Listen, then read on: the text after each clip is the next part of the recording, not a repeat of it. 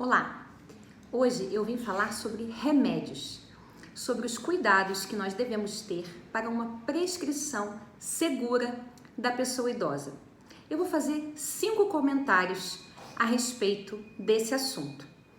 Em primeiro lugar, precisamos ter em mente que toda vez que surge um sintoma novo na vida de uma pessoa idosa, esse sintoma precisa ser avaliado por um médico, pois existe a possibilidade desse sintoma estar relacionado a algum dos remédios que ele está em uso.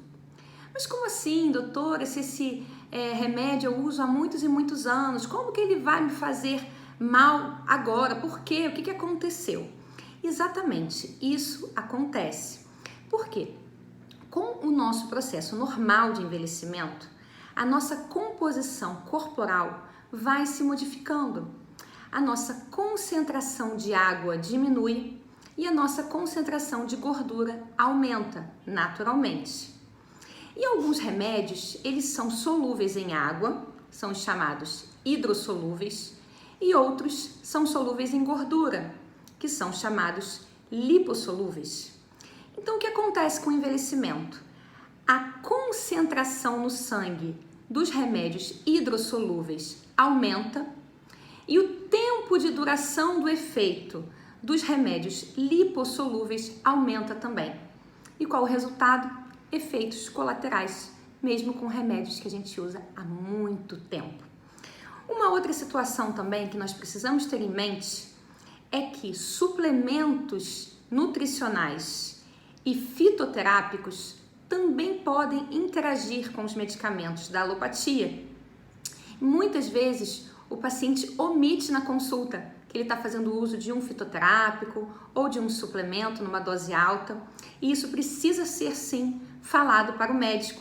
E a interação medicamentosa avaliada, existem ferramentas que o médico pode utilizar para identificar se está havendo ali uma interação medicamentosa, cujo resultado final é algum efeito colateral para o paciente.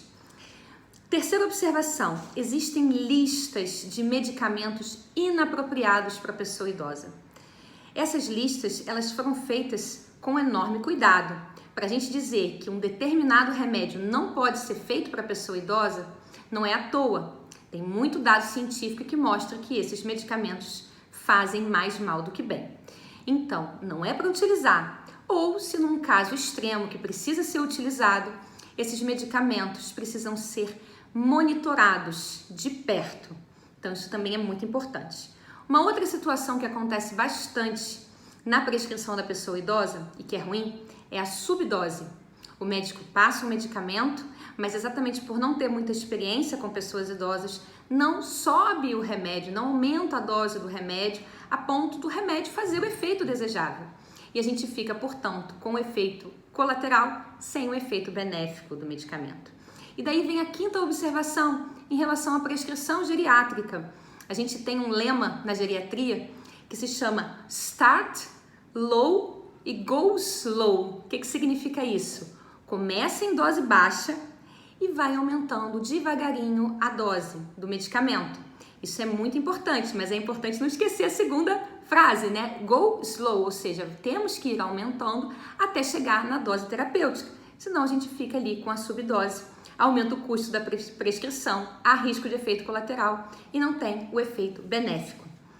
Portanto, o que é o importante, né? O que eu gostaria de frisar com esse vídeo? Se você é uma pessoa com mais de 60 anos que usa muitos medicamentos, quando eu falo muitos, 5 pelo menos medicamentos na sua prescrição, contando os suplementos em dose alta e os fitoterápicos, você precisa de uma avaliação com o médico geriatra. Deixa aqui embaixo as suas dúvidas e comentários, que eu vou podendo ajudar aqui dentro das minhas possibilidades. Obrigada!